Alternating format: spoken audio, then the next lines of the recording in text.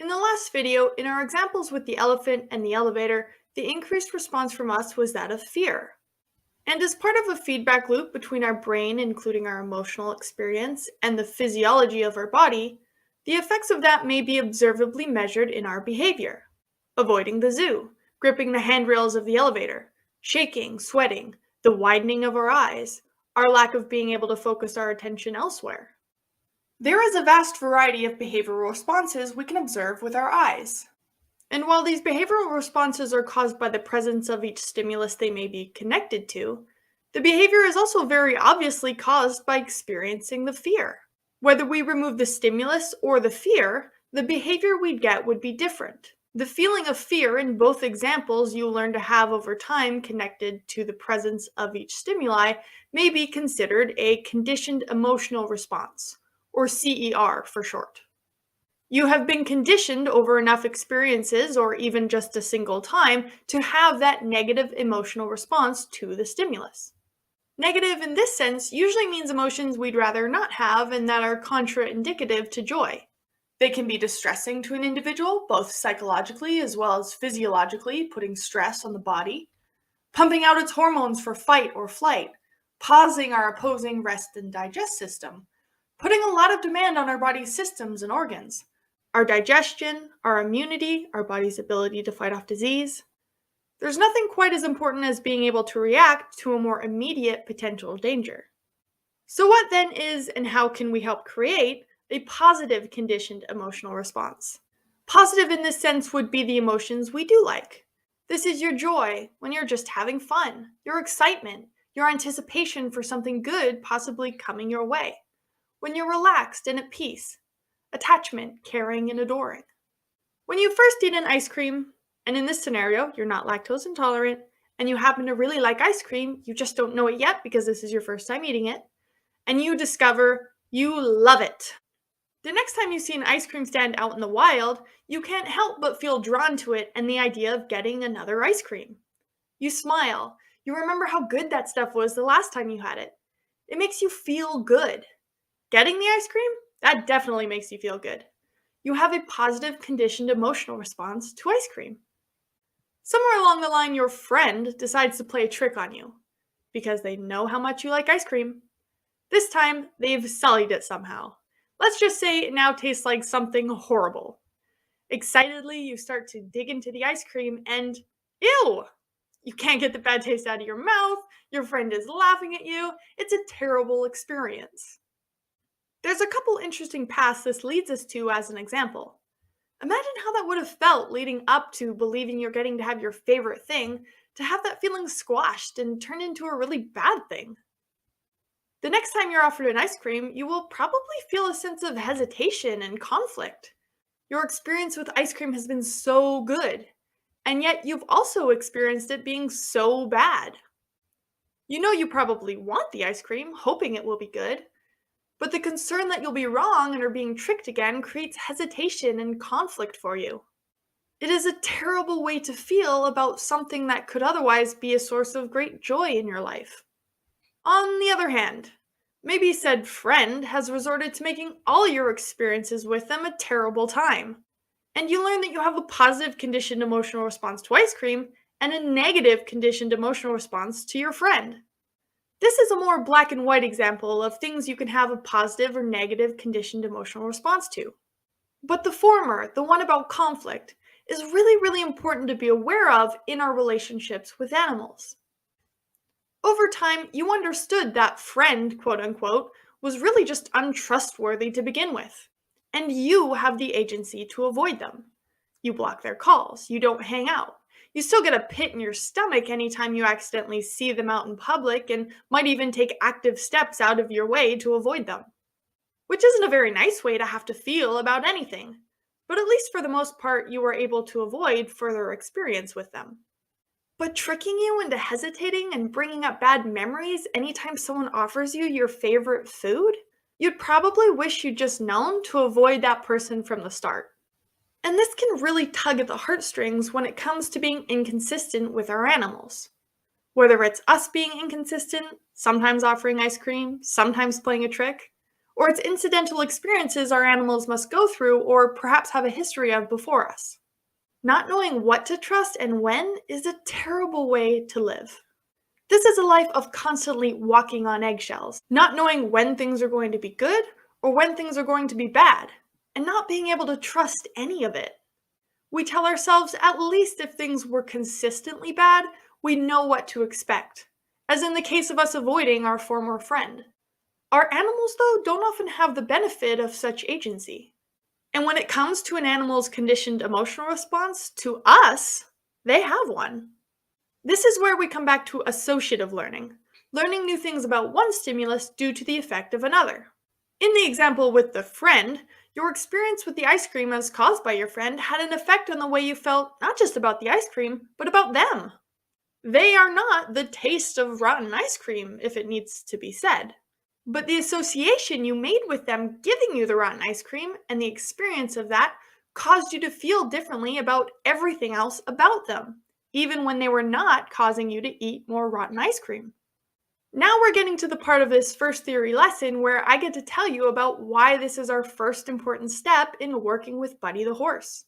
In order to set us up for success in every other thing we do together, I want Buddy to have a positive conditioned emotional response to me. Because whenever I arrive or he sees me or we interact together, I want his emotional state to be one of joy and safety, one of anticipation of good things to come. And I want to make sure that I'm avoiding as much as possible him associating me with bad things happening, bad things to anticipate. His relationship with me is going to be affected by all of these things we do together and he associates with me and my presence. So let's pause a moment to understand that what an animal associates isn't always as clear as we'd like it or intend it to be. In the case of associative learning, correlation can equal causation as far as an individual's perspective that is their experienced reality. There are so many examples of association going wrong, I barely want to get into it, as it reminds me a lot about working with animals with aggression, whose aggressive behaviors have become worse with the human application of more and more negative experiences, as in our minds, we try to punish the behaviors we don't want away. We introduce the concept of putting our animals between a rock and a hard place, where we want our hard place to be great enough to avoid that they no longer feel safe to respond at all to their feelings about the rock.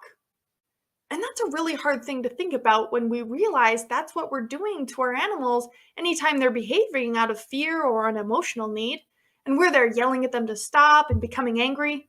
All the while, they are now associating one bad thing with us as causing the situation to be even worse. We're not a trusted source of safety and clear expectations. We're unpredictable and can be a cause of great additional fear.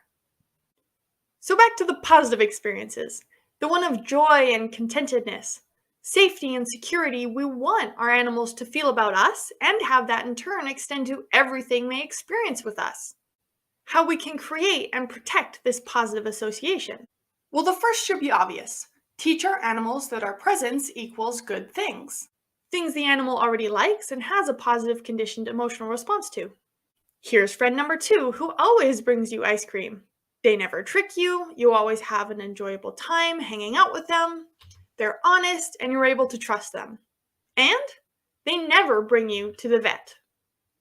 Okay, that's a bit of a joke.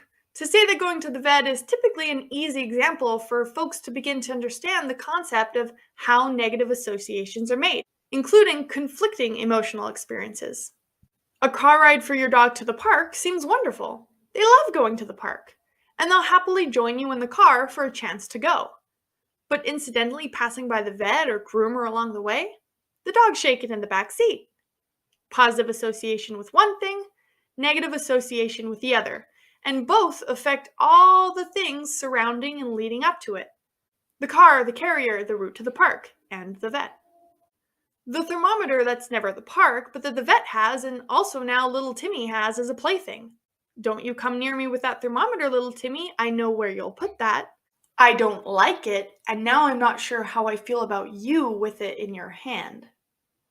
Buddy, when he arrives, will be brand new to me. save for the meeting he's had with me, where I offered him some food treats and didn't demand anything else of him on the other side of a fence, supporting both our expectations of boundaries towards what we could do to one another. More on the benefits of protected contact some other time. I did not touch him in any other way he did not solicit. I did not halter him, lead him anywhere, load him into a trailer, or hop onto his back as a stranger. I did nothing but introduce him to my presence and all the stimuli I come with. My sight, my smell, my stature, my mannerisms and behavior as consistent as I could be. And I paired myself with delicious food that he liked. The next time he sees me and continues to see me, I want him to have associated me with good things. Good things equaling good feelings. Because far beyond being the treat dispenser, eventually, I won't need any of those things.